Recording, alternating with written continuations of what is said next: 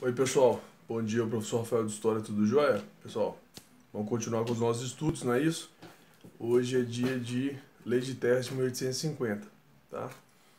Vamos entender que o momento que essa lei foi criada tem um objetivo, como toda lei que é criada tem um objetivo, ok? Então vamos lá. 1850 é uma data muito significativa na nossa história, não só pela Lei de Terras, mas por causa da Lei Eusébio de Queiroz. Então, em 1850, o Brasil ele já estava independente, né? Nós conseguimos nossa independência em 1822 e governava o Brasil Dom Pedro I,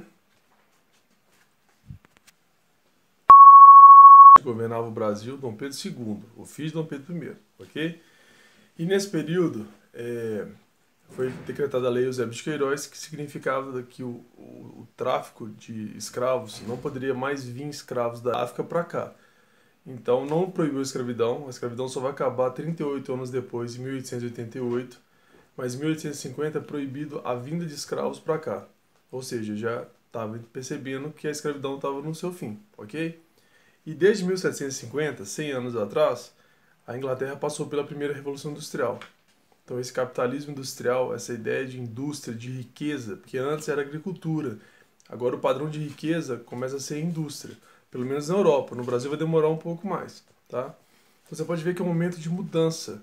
A Europa lá na sua segunda Revolução Industrial, que a primeira é 1750, a segunda é 1850, nesse mesmo ano que a gente está falando lá na Inglaterra, que é com a energia elétrica, tá? Você pode ver que é um momento de muita mudança, de muita instabilidade. E a classe que governa os países não gosta muito de instabilidade, gosta de estabilidade, tranquilidade. Ele tá mandando, ele tá bonitão lá, então ele não quer que nada mude o jeito dele. Ele tá lá em cima, então pra que vai mexer? Então eles começam a se arranjar para ver se dá uma certa estabilidade no país. Essa lei de terras, ela vem para responder essas mudanças. Então, por exemplo, o Brasil era e ainda é um país de dimensões continentais. O que significa isso? É um país muito grande, né? O Brasil é maior que a Europa. Então é um país enorme, é uma coisa assim, deslumbrante o nosso tamanho. E controlar a terra desse país desse tamanho, principalmente naquela época, que hoje em dia tem internet, tem GPS, tem telefone, então hoje tem muita tecnologia, tem drone, tem satélite. Naquela época não era assim. E outra coisa, o território do Brasil era pouco ocupado. Então geralmente era mais no litoral, perto do mar. Dali pra dentro era pouca gente que ocupava. E por que eu tô falando tudo isso? Você chegava num lugar, não tinha dono, ninguém cercou, você limpava, plantava e ia cuidar da sua vida. Era muito difícil alguém chegar lá e falar pra você, não, essa terra não é sua, você tem que sair daí, porque era um volume de terra enorme, principalmente mais afastado do litoral que ninguém tinha muito interesse, e lá plantava e acabou. O que essa lei de terras fala? A partir de agora, a terra só é sua se você tiver uma propriedade, como é hoje. Para você comprar uma terra, você tem que comprar de alguém. Aí você vai no cartório, o cartório vai dizer que aquele terreno era de José, agora vai se pertencer a Maria. A Maria comprou de José. E aí você recebe um título de dono daquela terra. A lei de terras fez isso. Só qual é o problema? Já estava num contexto de fim da escravidão. Vai começar a vir depois que acaba a escravidão os imigrantes. Tudo isso vai dificultar demais esse pessoal de conseguir terra.